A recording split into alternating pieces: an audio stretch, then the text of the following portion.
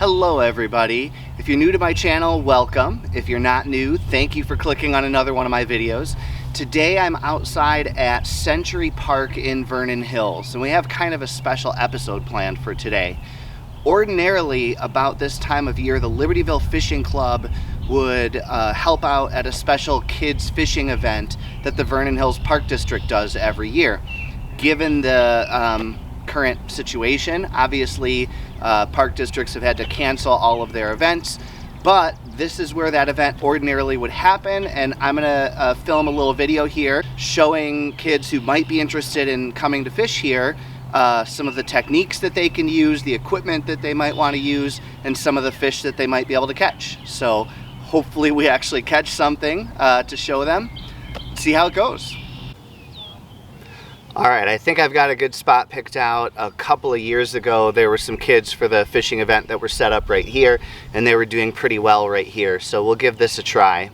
Now, if you've already got your own fishing equipment, you've got a fishing pole, you've got some tackle, that is great. You're probably all ready and set to come out here and give it a try. If you don't, you can actually get fishing tackle and gear pretty inexpensively. So I'm going to show you a couple of the more common options in terms of fishing poles. So this is a fishing pole that has a closed reel. And this is a Zebco brand reel, which is really common, really popular. You can buy this at Walmart, you can buy this at Bass Pro Shops. There's a lot of stores in the area that'll sell a fishing pole like this, and pretty inexpensively too. You can get this for probably $20, maybe $30, and likely it'll even come with some tackle. So, you know, that's all you would have to spend, and then you would be ready to start out. Now, another option, and what I prefer to use, is what's called an open face spinning reel. So you can see the line is actually visible here. The spool that has the line is open, it's visible, so hence an open space. And the line spins around the spool, hence the name a spinning reel. And there's a little bit of a learning curve to use this as opposed to the closed face, but these really aren't that tough, and I prefer these a lot. I'm going to show you exactly what I'm working with here. So I'm starting out with a simple hook. Let's make sure this is in focus. So if you can see, it's a pretty small hook, and it has kind of a long shank, and it's made of thin wire. This is called an Aberdeen hook. We're mostly going to be targeting what we call panfish, things like sunfish, maybe crappie, maybe perch if they're in here, and a hook like this is perfect for that kind of fish. Maybe 4 inches above the hook, I've got a simple crimp-on weight. You can see the weight hanging there. That just helps get the bait down because the hook isn't that heavy, and depending on what bait we're using, it might even float, so the weight helps it to get down. And then we're going to need a bobber. So the bobber does two things. It helps to hold our bait up off of the bottom, and it also acts as a strike indicator. If we get a bite, the bobber will maybe bounce, it might even go under. So here's a couple of bobbers that I've got that I'm considering using. Now, you may have seen bobbers before, those round plastic ones that are half red and half white. I'm not a big fan of those, and I've used them, and you know, I'll still use them. But the thing about those bobbers, because they're plastic, if you whack them on something like a rock or even hard ground, they can crack. And if they crack, water seeps into them, and then they sink. So they're not going to be useful. These bobbers are both made out of cork. So you can bash these against whatever you want to. They're not going to get cracked. They're going to keep floating. So I like anything that's made out of cork. So this one is probably the one that I'll start with.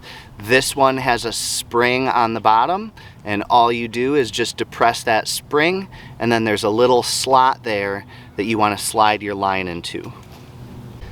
Okay, the bobber is hooked on. You can see it's about, I don't know, 2.5 feet above the hook. So our bait will dangle about 2.5 feet under the surface of the water. Now we need to bait the hook. So I've got this package of night crawlers here. This is also something that you can buy at a lot of stores all around us.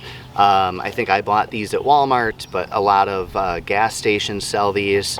You can get you know, a little tub of worms like this, lots of places. You can also just dig some up in your yard if you don't want to go buy some. Now these are night crawlers, which are big. We don't need anything nearly this big. You can see these are some pretty sizable worms here. So I'm just going to use a piece of this. If you are squeamish about, oops, I dropped it. If you are squeamish about cutting a little piece off of a worm, then buy smaller worms. There are things called red worms, there are things called trout worms. They're a lot smaller and you can just use the entire worm. Although you still have to hook it onto your hook. So even if you're a little squeamish about cutting the worm up, you're still gonna have to do something to the worm. There's a lot of different ways of hooking on a worm. I don't know that there's a right way. I just like to make sure that I've hooked through the worm several times so that it's less likely to fall off. So you can see I basically have a wad of worm on my hook there now. So let's cast it out and see what we catch.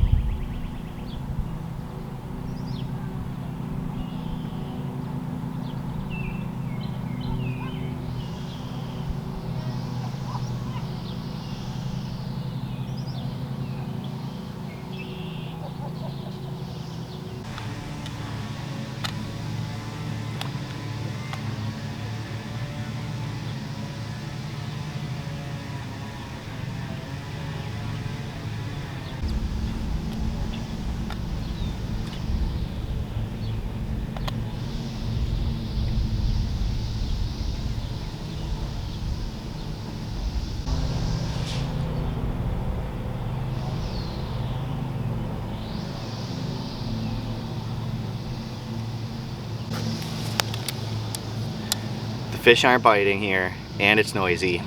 Let's go find a different spot. Here's a little family of ducks right here. Mallard ducks. It's a male on the right and the female with the chicks.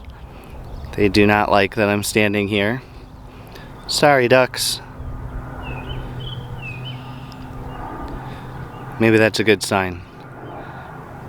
You know that old saying, where there's ducks, there's fish. There's actually no saying. I just made it up. Let's see if we can make it true. I picked this spot because we have a little bit of a shallow bay right here. At least it seems shallow to me. And it's on the north side, which means it gets a good amount of sunlight. So it's still a little bit early in the spring, which means the water might still be cold. But because this is somewhat shallow and is exposed to the southern sky, it gets a lot of sun. The water could be fairly warm in here, and so the fish could be in here taking advantage of that. Let's see if my hypothesis is correct. So the way that you cast one of these closed face reels is it's got the button here, so you hold it with the reel on top of the rod. You kind of hold it here with your thumb free. You press and hold the button with your thumb. Now once you've pressed the button, if you let go, line goes out of the reel. You could see that my bobber and my hook dropped there. But if you press it and hold it, that's going to hold the line so that it doesn't come out. Now what you want to do is do a casting motion. So you're going to move your rod back and you're going to flick it forward. And as you're flicking it forward, you let go of the button and then the line will come out, but your hook, your lure, whatever, now has momentum forward, and that momentum will carry out the cast and cause it to move out. Like so. And one of the benefits of this type of reel is it's easy and you very rarely will get any kind of tangles.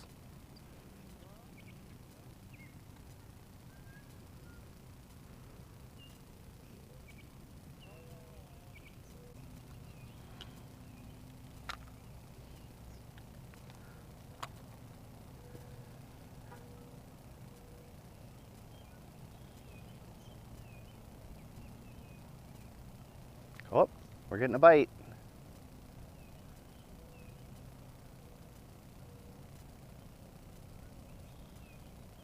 What happened?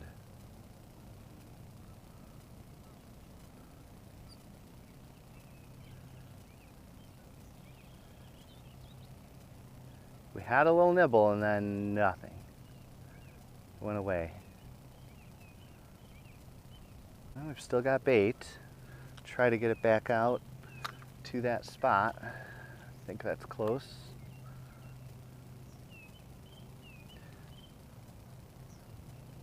Again, immediately had a tap. Come on. Oh, I had a bite and I missed it.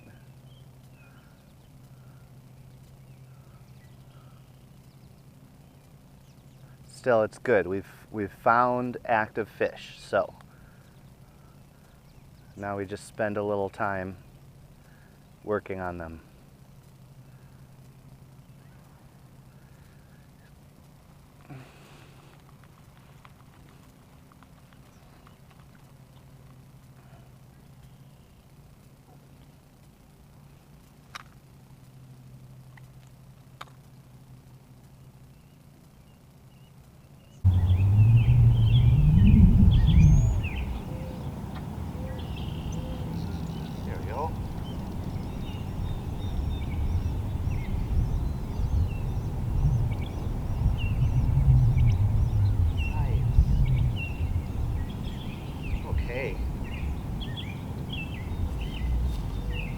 Nice catch.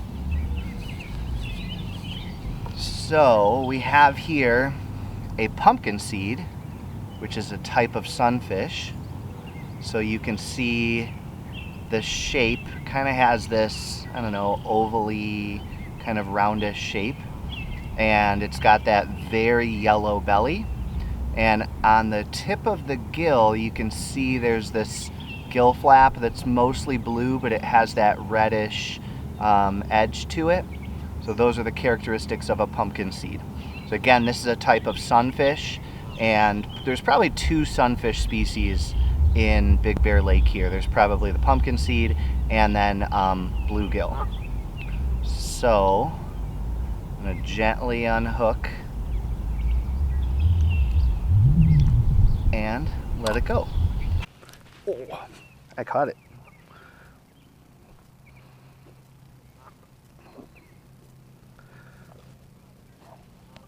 So there we go. Nice. Let's catch another one. Sunfish are a schooling species, so we caught that one there. It's almost certain that there's more there. So I'm going to cast right back to that same spot.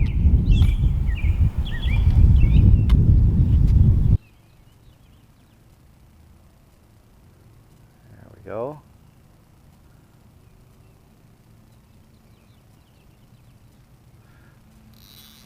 Nice.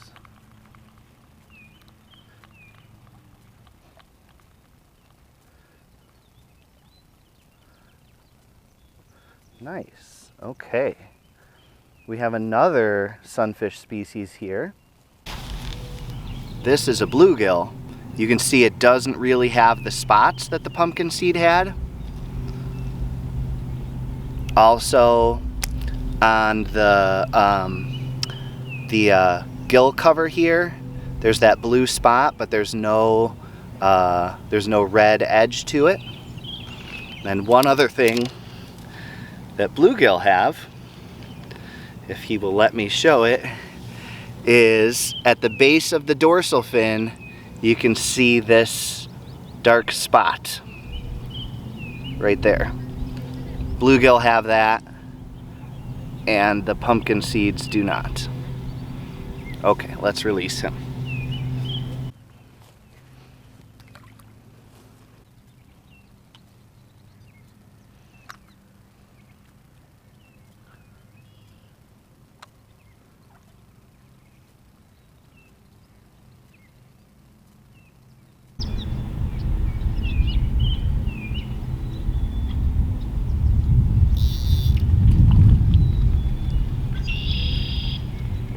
unhook one, it's important to maintain constant pressure on it as you're reeling it in. If you give it slack, it can spit out the hook and get away. All right, another bluegill. Looks just like that last one. Pretty little fish. We could have stayed in that last spot. We were catching fish. Could have just stayed there, but I get bored and I like to move to other spots and see what's biting in other spots. And from that last spot that we were in, I saw an interesting spot that I wanted to try. A drain output right there. And that can be an interesting spot to try. So depending on where that's draining water from, right after a rain, there could be water flowing through there, and it could be carrying all sorts of worms and insects and things depending upon where it's draining from. So sometimes after a rain, and we had a really good one about 2 days ago, fishing right in front of a drain like that can be really good. Now I don't know if that's draining into the lake or out of the lake, and I don't know where it's draining from, so it might actually not be a good one, but it's always worth a try. So let's head over there and give it a shot.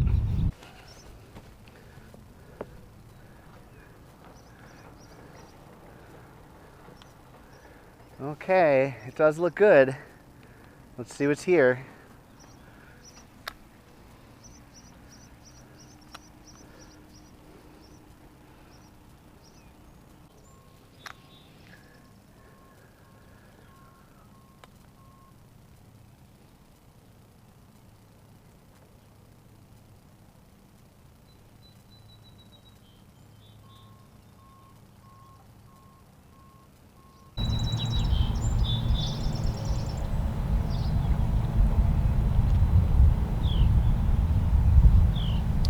Well, sometimes a spot looks really good to us, but obviously the fish disagree.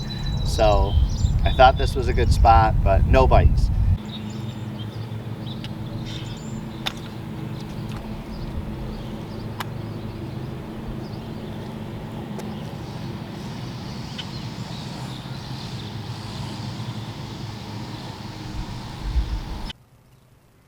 Oh. Oh. That was fast.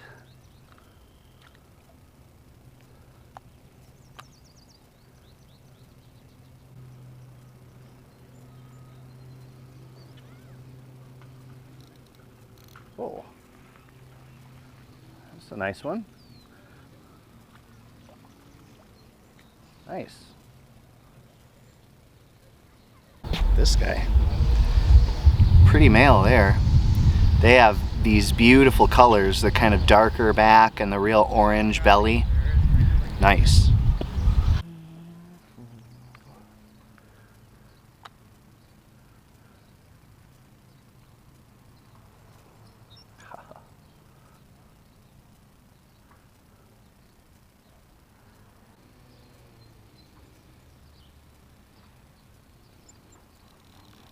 There we go. Oh, nice. Something different. This is cool.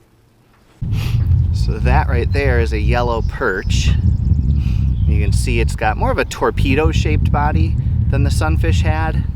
It has pelvic fins that are orange. I don't know if that's showing up really well. I think it is. And then it's kind of greenish with these vertical stripes on it. So, yellow perch. There's probably a decent number of these in here. You'd be just as likely to catch this as the sunfish species we saw earlier. So that's fun. That makes it a 3 species day. Well, I think it's been a pretty successful outing so far, but I still have one more technique that's pretty simple that I want to show you, and I haven't showed you the spinning rod that I brought, so let's do that before we call this a day. So the other pretty simple but very effective technique that I would recommend you try, especially if you're new to fishing or beginner, is a jig with a little piece of live bait on it. So you can see here, I've got a very small jig tied on. Focusing, hopefully. So jig is basically just a very small hook or any size hook, they can be big, with weight on it at the end. And so this is gonna sink, and this is pretty brightly colored, and I've got it tipped with a little piece of night crawler. And this can be really effective at catching just about anything. So this should also be a really good technique for this lake. Actually, I was still talking to you and I accidentally dipped it down into the water next to me, and a fish came and yanked that piece of night crawler off. So I think that this is gonna work out just fine for us. Let me get it rebaited.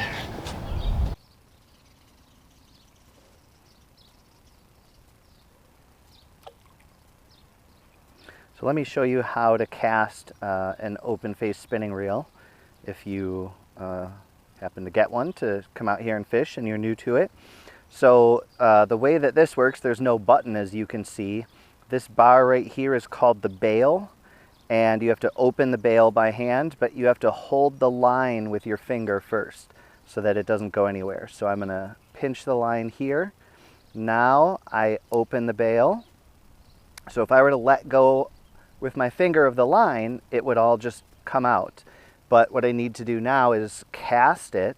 So just like before with the closed face, I'm going to flick the rod forward, and as the rod and the jig are moving forward, I let go of the line here, and that's going to cast it out like so.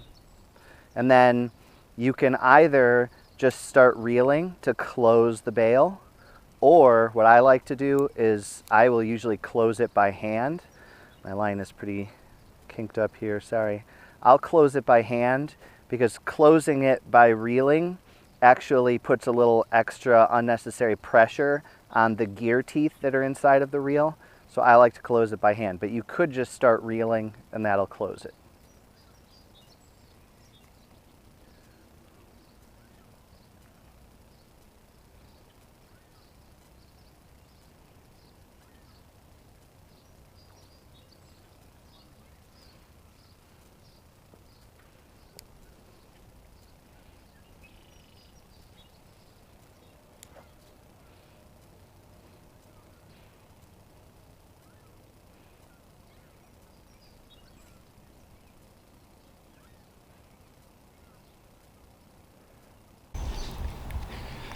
Well, I tried, but I just wasn't able to catch anything on the jig. I did have a couple of nibbles, but I don't know if they were too small and the hook was a little too big or what. But can be a successful way to catch fish, so I encourage you to give it a try. And I mentioned earlier that you can often get relatively inexpensive fishing poles, and they often come with a little tackle pack, and jigs are usually in that. So you know, you'll probably have some, so it's worth giving it a try. I hope that everybody enjoyed the video. I hope that you found it either educational or inspirational. I hope that it inspired everybody to get out here. If you're from Vernon Hills, Big Bear Lake here at Century Park is a great place to come and fish, but there's lots of places all around us. Lots of neighborhoods have lakes and ponds in them. There's forest preserves all over that have some pretty good fishing in them. Independence Grove is not that far away. The lake there has really excellent fishing. So I encourage you to get out there, find a lake, try it out, see what you can catch. If you get out there, if you catch something, be sure to tell us about it in the comments. Thanks for watching. Hope to see you next time.